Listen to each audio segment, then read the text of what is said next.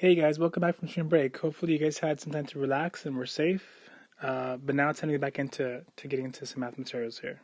So the goal today is going to be to find the discriminant to identify if you can factor a quadratic expression.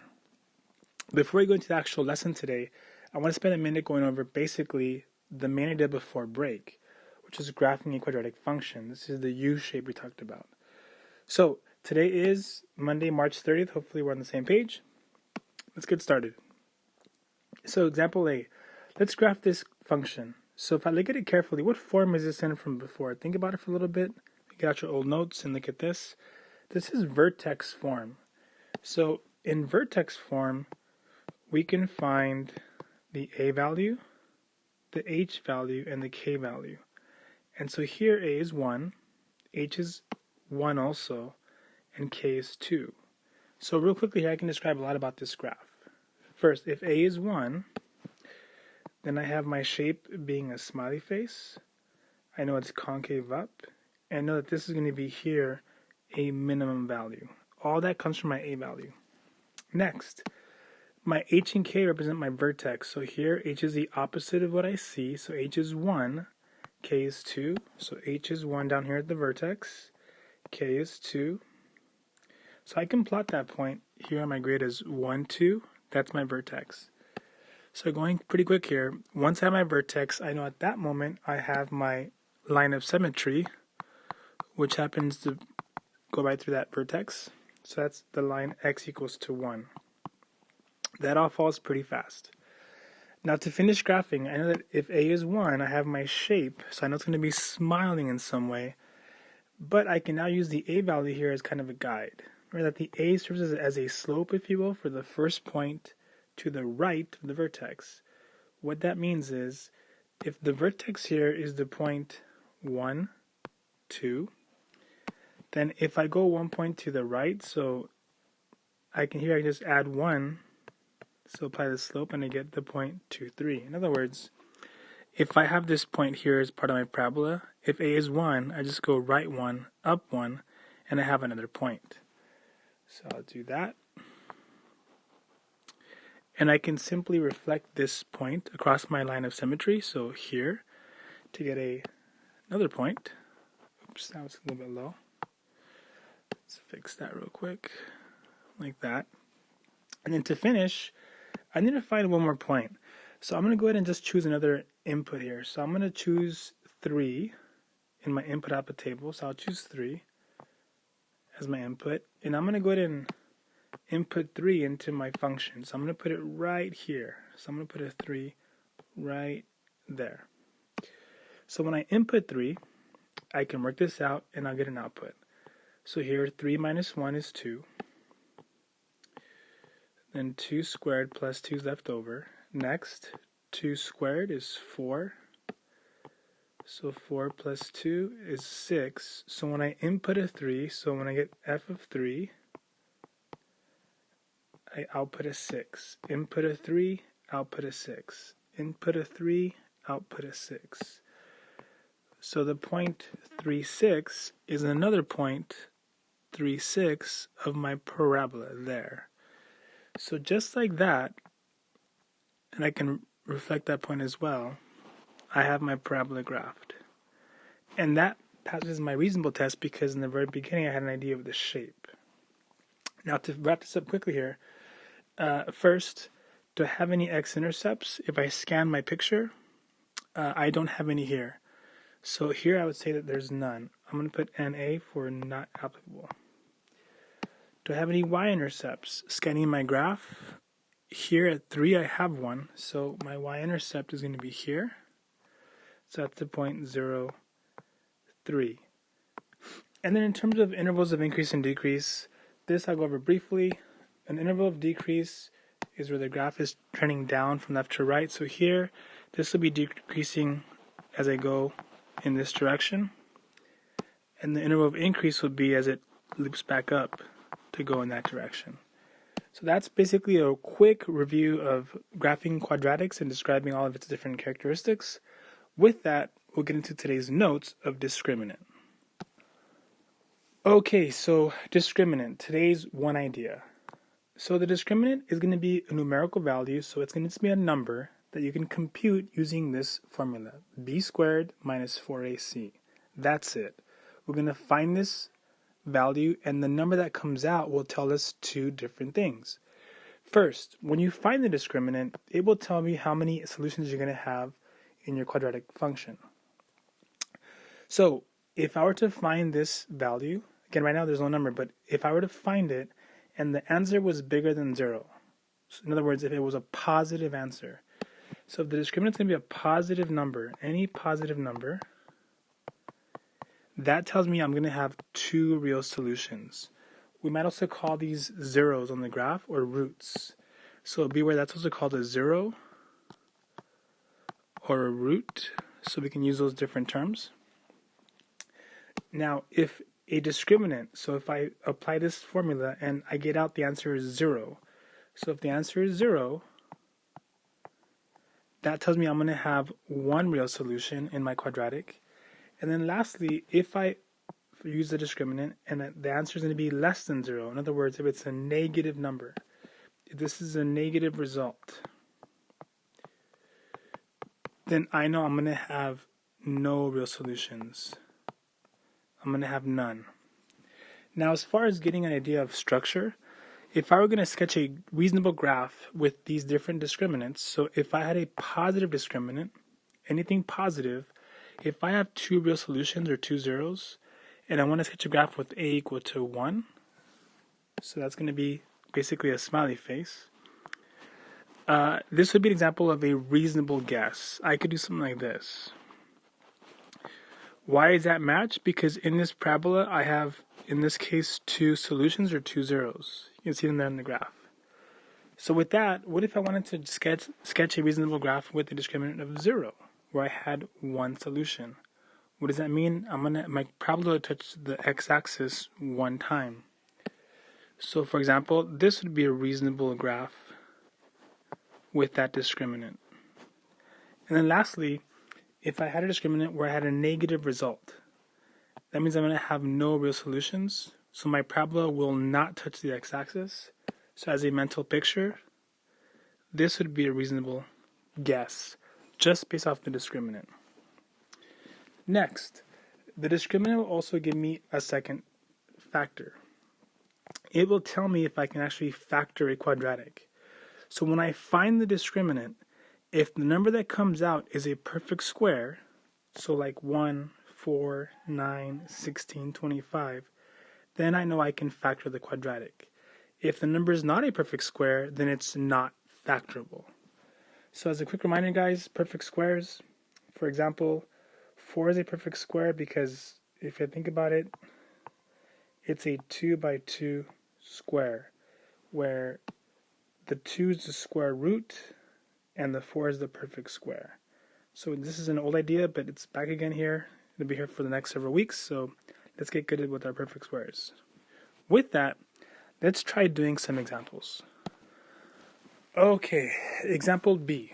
Let's find the discriminant, and then when we get that number, let's figure out how many answers we're going to have and if we can factor this problem. So here's your formula for the discriminant. That's all it is. So example B, here's my quadratic equation. And so I'm going to start with this. I know here A is 6, B is 11, C is negative 10.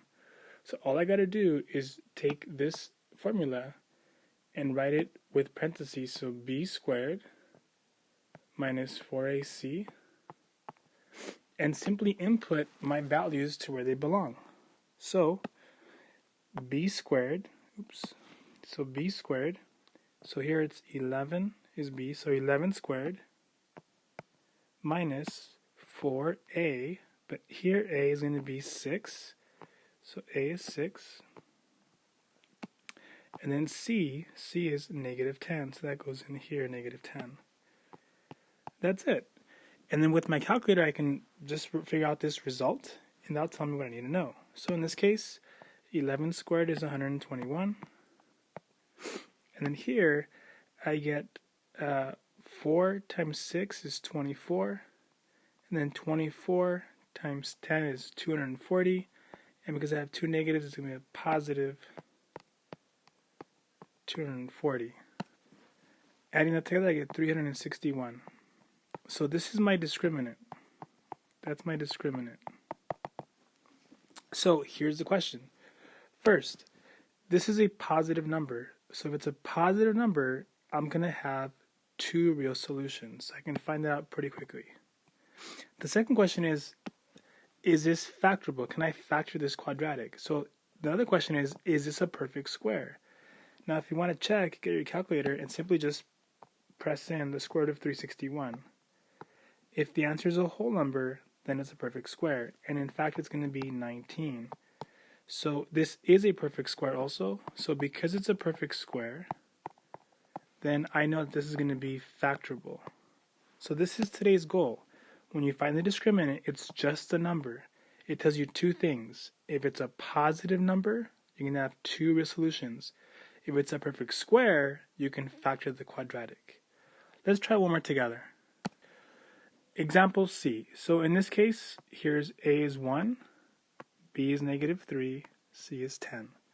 So let's take our discriminant formula, which is here on the side. So B squared minus 4AC.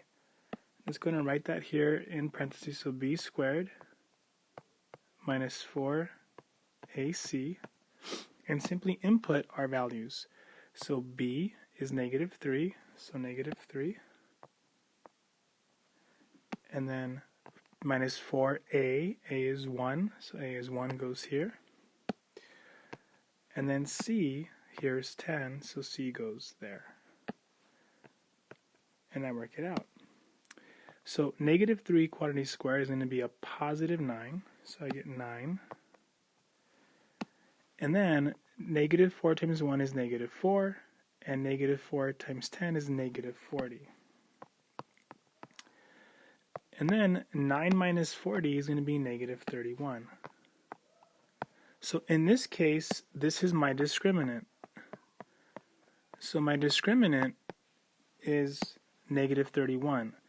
If this is a negative answer, how many solutions will I have? I will have none. Second, is this a perfect square?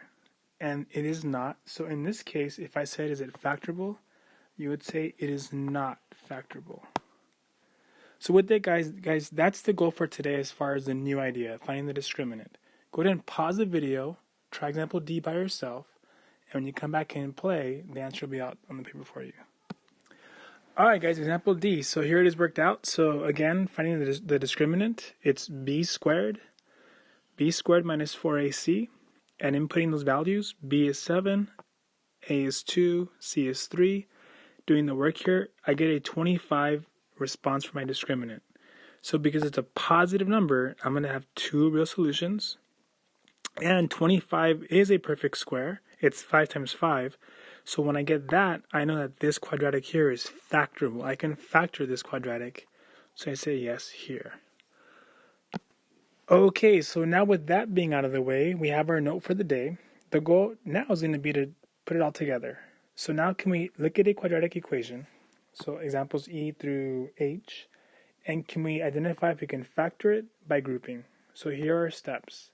So at this point, guys, whenever you're asked to factor, your first step is going to be to find the discriminant. Because if you can find this numerical value, you'll know right away if you can factor or not. That's always our first step. And then we'll go into our steps from before of factoring by grouping, which we did in a previous note. So I will do E, you'll pause and do F, I'll show you G, and you'll try H, and that's it. So here we go, example E. So let's find the discriminant of this quadratic equation. So A is 1, B is 13, C is 40. So remember, it's going to be B squared. In fact, I'll put it on the paper for you. So it's B squared minus 4AC, that's our discriminant. So B squared minus 4AC. So in this case, B is 13, minus 4A is 1, C is 40. So if I work it out, 13 squared is going to be 169 minus, and then if I multiply 4, 1, and 40 together, I get 160. And then 169 minus 160 is going to be 9. So in this case, if I have a discriminant of 9, is 9 a perfect square? And because it is, then I know I can factor it. So this is going to be factorable. So at this point, I can go on and try to factor this guy. I know it's going to work. So with that, let's now review how to factor from before. So when we factor a quadratic, we start with the x factor. Remember that in this tool, up here in this section, it's always going to be a times c. So it's a times c. So in this case, it's 1 times 40, which is 40. And then down here in the bottom portion is going to be your b value, which here it's going to be 13. Your next step is going to be take this 40 and list all your factor pairs. So it's 1 times 40, it's 2 times 20, 3 doesn't work, 4 times 10, 5 times 8, and then you're done. So scanning these different factor pairs, which of them can make 13 when you combine them? If you look carefully, it's going to be 5 plus 8. So that works. In fact, it works with the signs that are there. The whole point of this x factor is to simply split the b value from your original question. So if I take the original problem, x squared plus 13x plus 40, all I did this entire work for is to take this b value of 13x and to split it into now 5x plus 8x. They're the exact same value. 5x plus 8x. Now the x squared is still there, and the 40 is still there. At this point, now you're going to GCF this 3 times. So we're going to first group these 4 terms into 2 groups of 2. So I'm going to group the first 2 into a group, and the second 2. And I'm going to DCF 3 times. So first, looking at just this little group, what do these two have in common? And they have an x in common. So that comes out of just those 2 terms. What's left over is going to be x plus 5. So x plus 5. Remember guys, at this point, once I'm here, for this to work, I know that in my second group, I need to have the exact same factor on this side. So I can rewrite that right away and then ask the question, in this little group, what should I divide these two by to get out x plus 5? In other words, what do these have in common? And they both have an 8 in common. So if I divide these both by 8, then this is how the result's going to be. 8 divided by 8 is going to be x, and then 40 divided by 8 is going to be 5. So I get what I need here. These are the exact same here and here. That's part of this process. To finish this question then, now I have this group and this group. So for the third GCF, they both happen to have an x plus 5. So I'm going to take that out physically. And then the other factor is going to be the x plus 8 in this case. This is called factored form. So this is a complete question where I factored the original problem all the way down to get its factors here in factored form. So with that guys, please pause the video and then try F and come back to see the answer. Alright guys, you're coming back in. It's a lot of work to look at just in one glance, so kind of look at what you guys tried and see if it matches what I did on the screen. But in example F, here's my original quadratic. Here's the answer in factored form. So here are my factors. Again, if that's not quite clear yet, I'm going to show you guys example G here step by step. Now, if you feel like you understand it, please pause the video and try G and H, and then come back and watch the answers. I will explain G in detail, so watch that if you need it. If not, just skip past the answer and check it. Then H, just have an answer after that. Okay, example G. So here we go again. So first, A, B, and C. So let's identify A, B, and C. And for the discriminant, it's b squared minus 4ac. So here b is negative 7, a is 2, c is negative 15. So let's see if we can factor this by finding the discriminant first. Negative 7 squared is going to be 49. And here I'm going to have a positive because I have two negatives here. And here I get 2 times 15 is 30, so I get 120. So plus 120, that's going to be 169. Now the question is, this is a positive discriminant, so I have two solutions, but moreover, this is a perfect square. It's 13 times 13. So this means that this is factorable. So I'm going to go ahead and move forward with this question because I know I can. Next, I'll do the x factor. In this case, a times c is going to be 2 times negative 15. That's going to be negative 30. My b number is negative 7, so that goes here. And then my goal here is to list all my factors of 30. So it's 1 times 30, 2 times 15, 3 times 10, 4 doesn't work, 5 times 6. If I scan all of my factor pairs, which of these can make 7 in some combination, and 3 and 10 look to do that. So I'm going to choose these two and insert them into my x factor. And then to make this work, I'm going to have the 10 be negative. And if I check it, 3 times negative 10 is negative 30. So that satisfies this initial condition. At the exact same time, 3 minus 10 is minus 7, which satisfies my other condition. So this I know is correct. At that point, remember, the only purpose of this entire work here is to be able to split my original b value into these two new terms. So I take my original equation, which is over here. So 2x squared minus 7x minus 15.